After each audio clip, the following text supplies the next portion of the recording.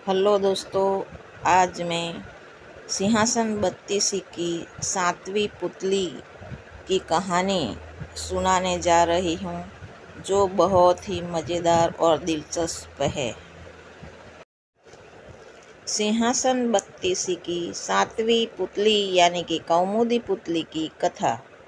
राजा भोज 7वें दिन फिर दरबार पहुंचकर सिंहासन की तरफ बढ़ने लगते हैं।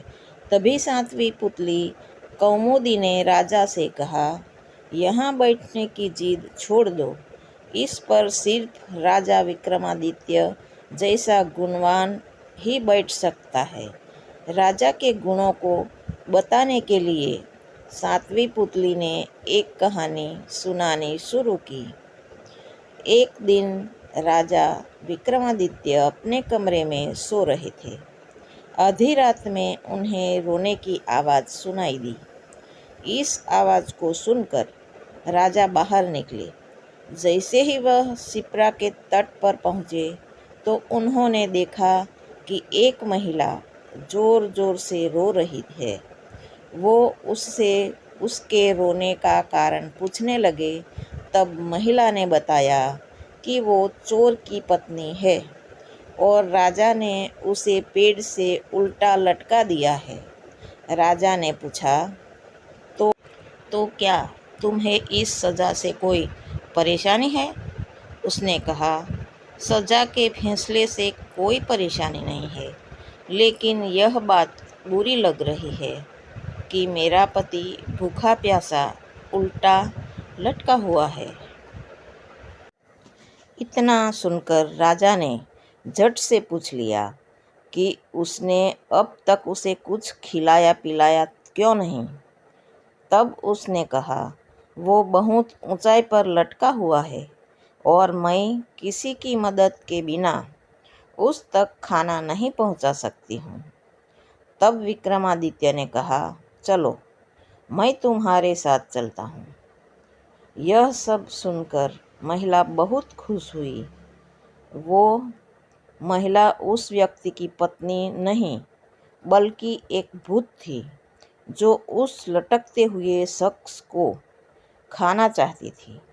उसने राजा विक्रमादित्य के साथ वहां पहुंचकर उस इंसान को खा लिया। भूख मिटते ही उसने राजा से मनचाहा वरदान मांगने को कहा। तब नरेश विक्रमादित्य ने उससे अन्नपूर्णा पात्र मांगते हुए कहा कि इससे उनकी प्रजा का भला हो सकता है। इस वरदान को सुनने के बाद उस राक्षसी ने कहा कि अन्नपूर्णा पात्र देना उसके बस में नहीं है, लेकिन वो अपनी बहन को कहकर उसे दिला सकती है। वह राक्षसी अपनी बहन के पास पहुंची और सारी बात बताते हुए उससे अन्नपूर्णा पात्र मांगा। उसकी बहन ने खुशी खुशी वह पात्र राजा विक्रमादित्य को दे दिया। उस पात्र को लेकर राजा आगे बढ़ ही रहे थे कि उन्हें एक ब्राह्मण रास्ते में भूख से तड़पता हुआ दिखाई दिया। उसने कहा, हे राजन, मैंने बहुत दिनों से कुछ खाया नहीं है, मुझे जल्दी से कुछ खिला दो। राजा ने तुरंत अन्नपूर्णा पात्र से भोजन मांगा और ब्राह्मण को खिला दिया। भोजन खिलाने के बाद राजा ने ब्राह्मण से दक्षिणा मांगने को कहा। ब्राह्मण ने राजा से वह पात्र मांग लिया और कहा कि इसकी मदद से वो कभी भूखा नहीं रहेगा। राजा ने बिना किसी झिझक के उसे तुरंत पात्र दे दिया और राजमहल की ओर आगे बढ़ गए।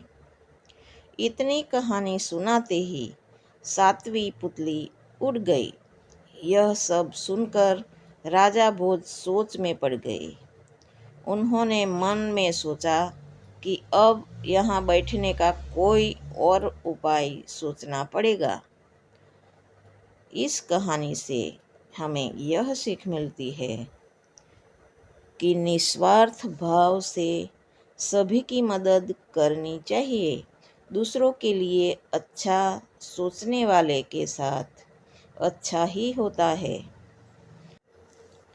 तो दोस्तों, इस हमारी कहानी कैसी लगी और आप लोग कहाँ से ये हमारी कहानी सुन रहे हैं, हमें कमेंट करके ज़रूर बताइए और हमारी चैनल को सब्सक्राइब और शेयर ज़रूर कीजिएगा।